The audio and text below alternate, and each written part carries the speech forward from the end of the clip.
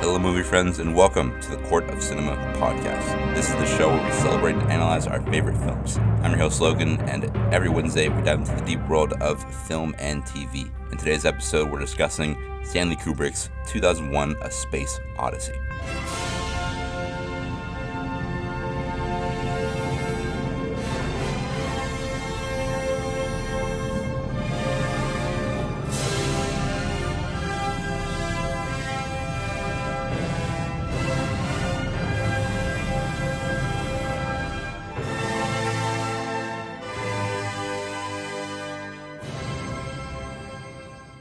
2001 released in 1968 and is written and directed by Stanley Kubrick. The film is adapted by a short story called The Sentinel, written by Arthur C. Clarke. Stanley Kubrick has a very limited filmography compared to other prestige directors, and he explored many genres without mastering any of them in particular. For example, he released The Shining and is now considered one of the greatest horror films of all time, and respectively with Full Metal Jacket being considered one of the best war films of all time. And that goes for all the other entries in his filmography. With every genre he touched, he provided a refreshing entry that is prestigiously looked upon. 2001: A Space Odyssey continues this trend in proving that sci-fi is a genre that can be taken seriously and that offers the opportunity to give the audience breathtaking spectacle, while also offering us grand thematic narrative that finds us debating 2001's meeting 5 decades after its release.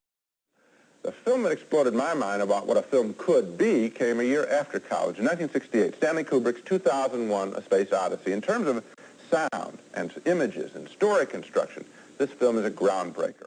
2001: A Space Odyssey divides audiences. Many think it paved the way for sci-fi, while others believe it's a convoluted mess. 2001 strays away from the common 3-act structure with character growth and development. Upon rewatch, I realized that 2001 is more of a science fiction anthology space opera that prioritizes spectacle and grandness over character, taking us through different chapters of human evolution, while also showing us the beauty within the relationship between man and machine.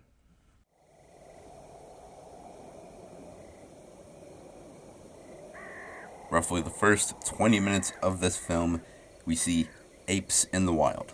And it's a pretty bold move by Stanley Kubrick, and on the surface, it's definitely a turnoff for the average moviegoer.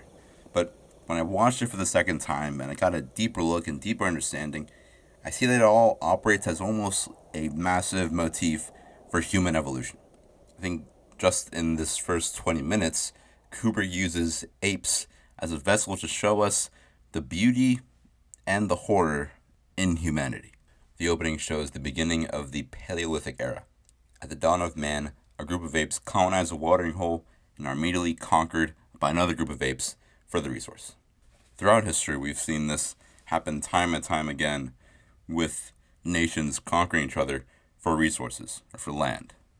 Shortly after the group of apes was ejected from the water hole, they come across the monolith, and immediately they're scared by it, and then shortly after, they've come to worship it and accept it as their god.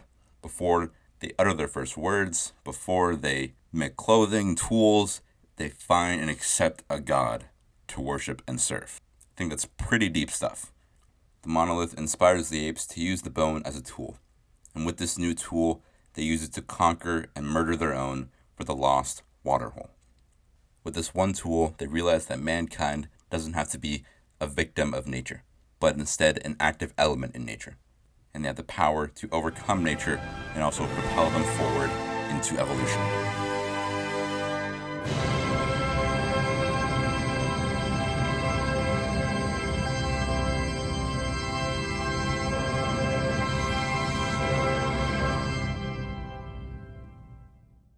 The ape then throws the bone into the air, and what's considered the longest jump cut in cinematic history, the bone spins and segues into the spaceship orbiting above Earth. This act of the film acts as more of a prologue to the next chapter, but I feel like it is very, very cool to touch upon because this movie was released before we even put a man on the moon. And how much they got right with space travel, in terms of the ships moving slow, zero gravity, it was groundbreaking at the time. And the TVs and planes, Dr. Haywood Floyd makes a video call to his daughter, the first Skype call in human history probably. It's very, very breathtaking seeing how much they got right with such little knowledge. Watching it today, we're so desensitized to all this because of how common it all is. People taking flights to the moon, well, that's already happening with SpaceX and whatever Bezos is doing over there at Amazon. Also, I love the cinematography of the moon sequence and the way the camera follows the astronauts. The eerie key lighting above the monolith provides such a beautiful tone and atmosphere to this scene. And your responsibilities include watching over the men in hibernation. Does this ever cause you any lack of confidence? Let me put it this way, Mr. Raymer. The 9000 series is the most reliable computer ever made. No 9000 computer has ever made a mistake or distorted information. We are all, by any practical definition of the words, foolproof and incapable of error. At the heart of this film lies the story of HAL 9000. This act feels the strongest across the entire film, and so many moments justify HAL for being on the Mount Rushmore of villains in film. Mainly because this act shows mankind's greatest fear, which is losing control of their own creation. Especially seeing how fast AI is changing the world and developing with ChatGPT, Snapchat AI. It's really been almost never this important to discuss this topic. And Kubrick definitely thought of AI in a negative way, seeing how he framed HAL in this way. But upon rewatching it, I sympathize more with HAL than really before. The two astronauts found an error in HAL and believe that they should shut him down because he's defective. While this conversation is underway, we see that HAL was reading their lips the entire time and is fully aware that they intend to kill him, which leads us into our intermission. I love how this sequence is written and how it plays out. Originally, the only person whose life is at stake here is HAL, and they fully intend to kill him, but then all it takes is Kubrick showing us that HAL is fully aware that they intend to kill him, and he fully intends to defend himself, which leads us into our intermission, building more tension for 15 minutes of silence. And I think for this reason, intermissions should also be brought back into cinema. Not even just for the fact that movies can be pretty long, like how Martin Scorsese's Killers of the Flower Moon is going to clock in at almost 4 hours long, but just how much it can benefit the story itself. The astronauts intend to kill HAL, and by all means, they have every right to do so. They have the power to do so. But when you look at it from a HAL's perspective, I think you can start to sympathize with him and almost defend him in a way, because HAL was programmed to complete the mission, and he believes that in his absence, the mission is at critical jeopardy. He goes as far as to tell them, This mission is too important for me to allow you to jeopardize it. I don't know what you're talking about, Hal. I know that you and Frank were planning to disconnect me, and I'm afraid that's something I cannot allow to happen. The sequence of conflict is a flawed mirror image of the beginning of the film, showing the origins of conflict and mankind.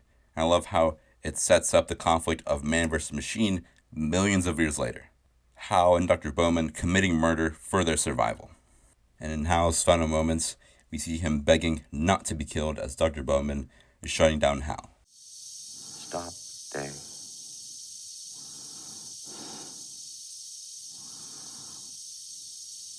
I'm afraid.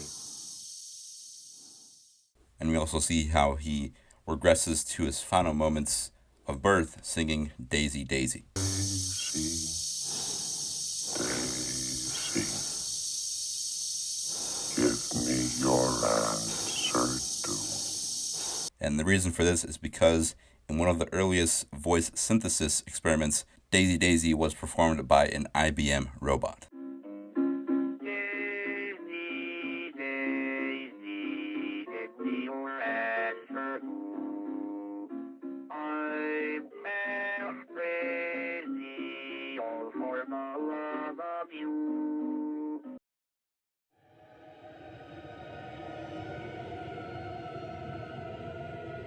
After Bowman kills Hal, we get transported into this Stargate sequence, one of my favorite shots in a sci-fi film.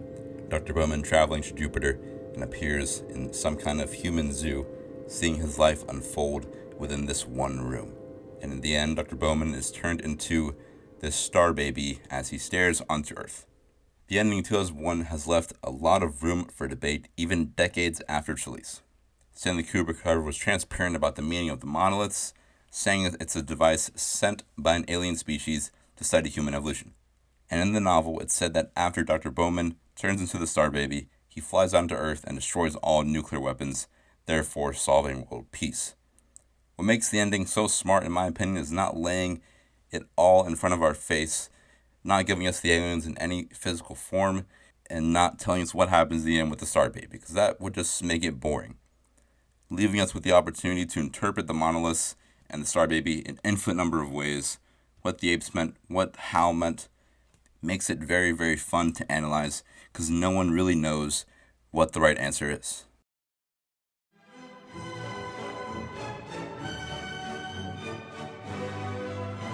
For all purposes, feels like a silent film with the orchestra enhancing the galactic imagery. 2001 originally had an original score composed by Alex North. Classical recordings were used while editing the film, and Stanley Kubrick realized that it was a much better fit. For a film like Star Wars, it makes more sense to include John Williams' iconic score, but for something like this, which pushes character development to the backseat and prioritizes spectacle and bigger picture, it benefits from not having an iconic score. The 70mm aspect ratio has been around for many years. Films like Ben-Hur, Cleopatra, Lawrence of Arabia all used it before Kubrick. Kubrick used the 70mm aspect ratio to give the audience this space opera spectacle that would have never been accomplished with regular 35mm film. 2001 showed the space opera spectacle that sci-fi can offer, which had a heavy influence on the genre. And the 70mm aspect ratio, which we now know as IMAX, has inspired many, many talented sci-fi directors working today. Before discussing any sci-fi film, I felt that it was so important to recognize 2001: A Space Odyssey, especially looking at how the genre dominates at the current box office landscape. And with directors like Denis Villeneuve, Christopher Nolan, Steven Spielberg, recently James Gunn with Guardians of the Galaxy Volume 3, currently my favorite film of the year, it's a character study on a talking raccoon. No other film genre can really get away with it like sci-fi can. Stanley Kubrick showed the possibilities are endless with the sci-fi genre, and it can offer things that no one could ever imagine.